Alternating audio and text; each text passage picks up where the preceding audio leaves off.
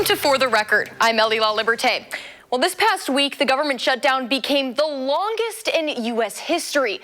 Democrats and Republicans in a stalemate over Affordable Care Act subsidies set to expire at the end of the year. This graph shows you the top 10 longest shutdowns in our nation's history. And in second place, the 34-day shutdown, also under President Trump back in 2018. Now, on Thursday, I sat down with Wisconsin's representatives in Washington to see where their party stood at the end of the week. Thanks for joining us this morning, Congressman. I want to get started by asking why you think this has been the longest shutdown in U.S. history. Yeah, well, I mean, first of all, it never had to happen. Generally, when there's a continuing resolution, it's something agreed to by Democrats and Republican leadership in the House and the Senate. And we've done that, I think, every year I've been there, at least some form of it, because we didn't get the budget done on time. This year, we're a little more behind than usual with the Republicans in charge of everything.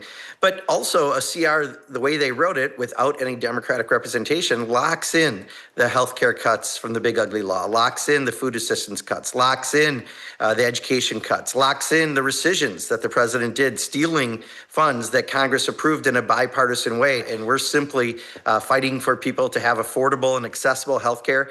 And, you know, this fight, I think the American people get, at least from our perspective. Is the Democrat strategy working right now? Democrats want to include those extensions, as you mentioned, before passing a funding bill. Is that a successful solution? Well, the American people certainly want us to do that, right? You can see it from all the polling. So if the Republicans choose to accept that or not, the problem is they jeopardized 15 million people's health care. Plus, we're all seeing the increases in group plans and others because of their actions without any alternative. They've had literally 15 years since this was passed to have an alternative health care plan. The closest we got was during the presidential debate. Donald Trump had a concept of a plan, which, by the way, we never saw that concept. You can't take away health care without having some sort of alternative. And, you know, that is fundamentally the Republicans' problem. And some of your fellow colleagues have said that Democrats are holding the Republican Party hostage. Can I get your response to that? Yeah, you know, they're in charge of the House and the Senate and the White House. I think everyone gets that. They did a CR, unlike how we do CRs, where you get together and work with people. You know, it's very clear who's at fault, but I just want to get back to work. I don't need to point any more fingers. And I want to get your take now, too, because there's some talks of a deal. Some Senate Democrats are speaking with Republicans about passing the House GOP's clean funding resolution in exchange for a vote on those ACA subsidies after the government reopens. Do you think that's a fair deal? I think they have to get really ironclad language. It's hard to have a deal with someone when you know that another partner, Donald Trump, could break the deal immediately, and then everything you fought for isn't a reality. So I think the tricky part is, how do you really have ironclad language, and how do you make the Republicans stand up to Donald Trump if he breaks those deals? And Congressman, how do you see this shutdown ending? I'm hoping, I mean, the reality is their artificial deadline of 7 weeks is almost done. So you have to kind of bring us back, right, to put a new deadline out there of whatever they're going to try to propose. So look, it's time to quit holding your breath. House Republicans have to call us back into session. We have to deal with this issue and many other issues, but to continue not having us at work, I think, is something the American people are really tired of. Do you think as we approach that deadline, we could see more of a resolution?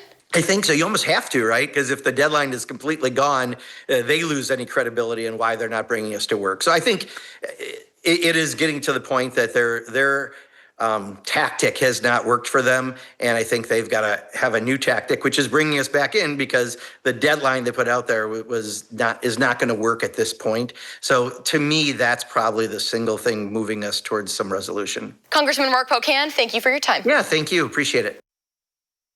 Now, we're also joined by Republican Congressman Brian Stile. Thanks for being with us this morning. Now, I want to get started with the same question I asked your colleague, which is, why is this the longest shutdown in U.S. history? The spending process in Washington has been broken for decades. I think we shouldn't be in this position in the first place. In fact, I support legislation that takes what I call the Wisconsin idea to Washington, D.C. and ends all shutdowns for all time. It simply says we're going to continue the government on 2-week intervals until a new spending bill comes to fruition. That's exactly the core idea of what we do at the state budget and the state of Wisconsin, why we never have a state of Wisconsin government shutdown. That said, we're here. How do we get out of it? My view is passing the clean CR that the House now passed weeks ago to get us back into regular order, have those discussions and debates on fiscal year 26 spending as well as other priorities. Yet we continue to see the Senate fail to be able to overcome the filibuster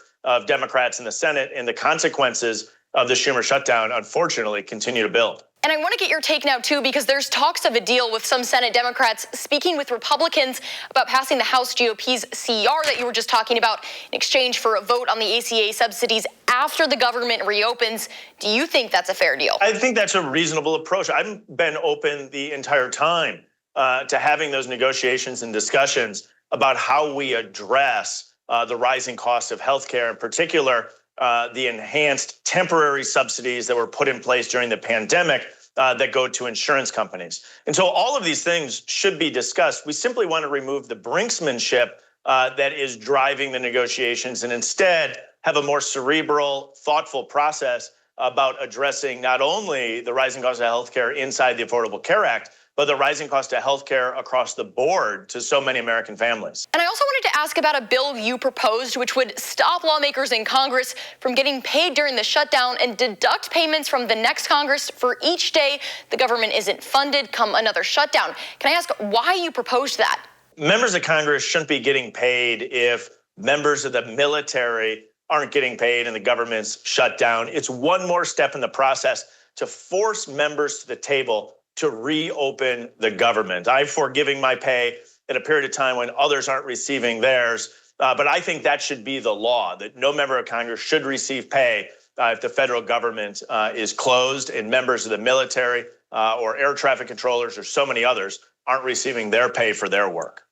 What do you say to individuals right now who are frustrated with both sides of the aisle because they're feeling the impacts of this at their dinner table? Well, I would say call your Democratic senators and say pass the clean CR that the House passed now over a month ago to make sure that the consequences and the chaos that are resulting from the Senate's actions end immediately. This can end immediately if the Senate passes the clean CR. These are the consequences that we knew would come if we were unable to have the Senate move forward and pass this resolution. It's incredibly painful, beyond frustrating, and I think what we need is more pressure to end the filibuster of Democrats in the Senate against paying SNAP, against paying members of the military, and against reopening the government. That was Republican Congressman Brian Stile with us earlier. Our full interviews with both representatives are up right now on channel3000.com. And after more than a week of uncertainty, Wisconsinites will receive full federal food assistance. On Thursday, a federal judge ordered President Donald Trump to release all emergency funding to provide federal food assistance through SNAP. That was in response to the president saying he would only partially cover the benefits due to the government shutdown. Shortly after the judge's order, the president's administration appealed the decision. In handing down the order, the judge said the administration failed to consider the harms to people who rely on SNAP would suffer. About 1 in 8 Americans rely on SNAP, including 700,000 Wisconsinites. Nationally, Democrats are coming off big wins in the first major elections of Trump's presidency. New York's mayoral race drew the biggest turnout in more than 50 years, with 34-year-old Zohran Mamdani beating the Trump-backed former governor Andrew Cuomo. In California, voters approved a measure to redraw the state's congressional map to favor Democrats, in response to the Texas legislature doing the same for the Republican Party. And in New Jersey and Virginia, 2 Democrats won the gubernatorial races. And an update now to a story we've been following for months. The man arrested after a Milwaukee judge allegedly helped him evade federal agents has been sentenced to time served for illegally re-entering the states. According to his attorney, Eduardo Flores Ruiz will soon be deported after spending nearly 7 months in jail. Prosecutors claim the Milwaukee judge Hannah Dugan helped Flores Ruiz avoid immigration agents in April when he appeared in her courtroom for unrelated charges.